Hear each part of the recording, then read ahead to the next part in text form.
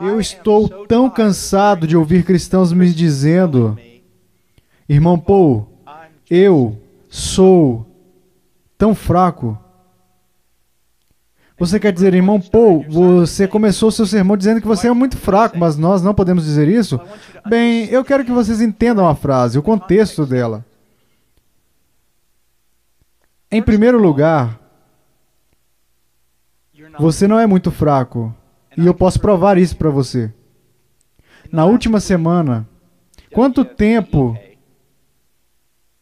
você gastou tentando entender e se esforçando para conhecer a Deus e a sua palavra? E em oração, sabendo que longe de Deus e de sua obra em seu favor, você não é capaz de nada. Veja bem, é realmente fácil dizer, eu sou tão fraco, mas o seu problema não é que você seja fraco, o seu problema é que você pensa que você é forte. Eu posso provar isso simplesmente olhando para a sua vida devocional. Vocês entendem? O nosso problema não é que nós sejamos muito fracos. O nosso problema é que nós não reconhecemos a nossa fraqueza. Vocês conseguem entender? Por isso é que os grandes homens e mulheres, os mais usados por Deus ao longo de toda a história do cristianismo, parecem ter tido uma coisa em comum, o reconhecimento de sua fraqueza. Agora, prestem atenção no que eu quero dizer a vocês. Isso é muito importante. A fraqueza não é um impedimento para a força. A fraqueza é o catalisador da força espiritual. O problema é a resposta inadequada. Primeiramente, então, você precisa reconhecer algo. Todo mundo é fraco. Tudo que é exigido de você no Novo Testamento é absolutamente impossível para o homem natural. Pronto. Agora estamos todos no mesmo nível. Eu, você, Charles Spurgeon, John Piper, todos nós, todo mundo é fraco, resolvido. Agora você não pode mais utilizar a sua fraqueza como uma desculpa, porque todo mundo é igualmente fraco. Ninguém consegue fazer essas coisas. Ninguém. Então aí está. Nós somos fracos. A pergunta é, o que nós fazemos? Agora, quantas pessoas dizem que são fracas, mas somente da boca para fora? Porque hoje é algo comum no meio cristão dizer, eu sou fraco. Outros acham muito conveniente dizer isso. Por quê? Porque essas pessoas usam isso como uma desculpa para o pecado deles. É porque eu sofro muito fraco. Todo mundo é fraco.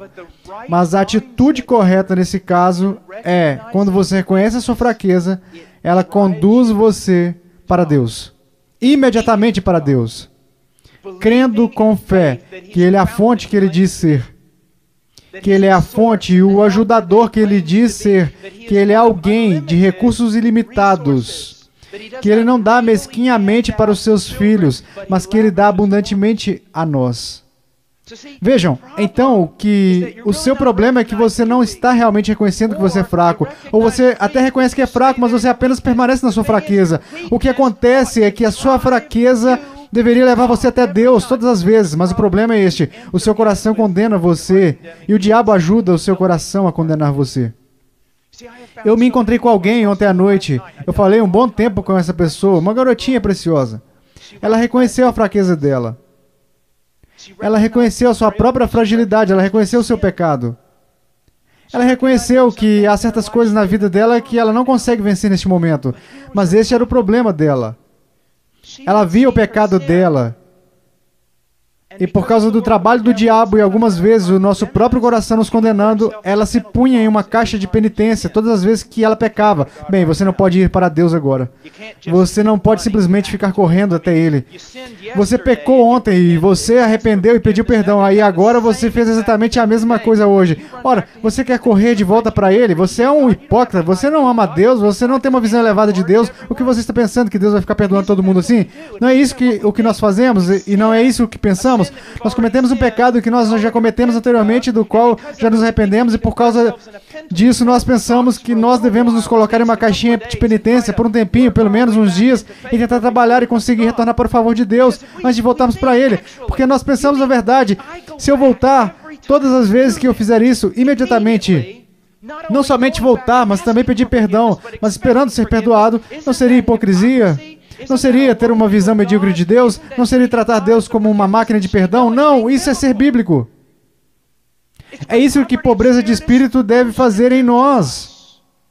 Porém, eu espero não estar pregando isso para frequentadores de igreja não convertidos, que vão dizer, uau, se Deus é tão bom assim, eu vou pecar o tempo todo e simplesmente ficar voltando a Ele e pedindo perdão. Eu realmente espero não estar falando a pessoas assim. Eu espero estar pregando a cristãos verdadeiros que realmente querem ser algo que ainda não são. Mas que quando se encontram frágeis, quando se encontram fracos, quando se encontram cometendo o mesmo pecado novamente, eles meio que se fecham ali e esperam. Talvez eles leiam a Bíblia por alguns dias, oram um pouco mais, mostram a Deus que eles estão sendo sinceros nisso antes de ir até Ele e realmente pedir perdão. Não! Uma das minhas maiores alegrias na minha vida foi quando descobri que o momento em que eu cometo o pecado, que eu sempre peco, a minha primeira resposta deve ser me apegar em Jesus Cristo. Não mendigando, não pensando, aqui estou eu, você pode me destruir. Não! Eu me apego em Cristo dizendo, eu creio nas tuas promessas. Eu estou em um domínio diferente, eu sou livre, eu sou um santo, eu fui retirado de Adão e da condenação da lei. Tudo isso foi pago, porque naquele madeiro, quando ele morreu, ele sabia de tudo isso. Ele perdoou tudo. Eu estou livre. Isso é realmente maravilhoso.